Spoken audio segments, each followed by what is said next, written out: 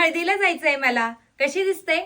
आणि हळद झाल्यानंतर एंगेजमेंटला जायचं, लग्नाला जायचं, पूजेला जायचं, अजून संगीत फंक्शन आहे, असे इतर वेगवेगळे फंक्शन्स असतात.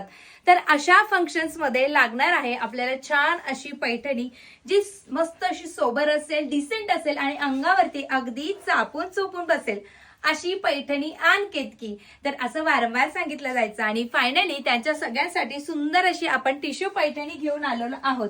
आणि यातील कलर्स तर तुफान आहेत. तर पटकन यातील कलर्स आपण बघून घेऊयात. सर्वात पहिला कलर हा जाणार आहे वाईन कलर, मोरपिसी कलर. वाव असा हा जाणार आहे लॅव्हेंडर कलर. वाव असा हा जाणार आहे wow Modi colour.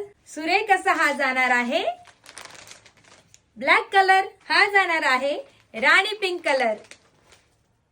Bottle green colour, baby pink colour. हा जाणार आहे पिस्ता कलर, म्हणजे वेलची कलर म्हणू शकतात. सुंदर असा हा जाणार आहे रेड कलर. काय सुंदर असा तुम्ही बघू शकतात लाईट कलर म्हणजे ग्रे कलर आलेला आहे. येस, हा असणार आहे आपला पॅरेट ग्रीन कलर. आणि मी घातलेला आहे हा मस्त असा येलो कलर.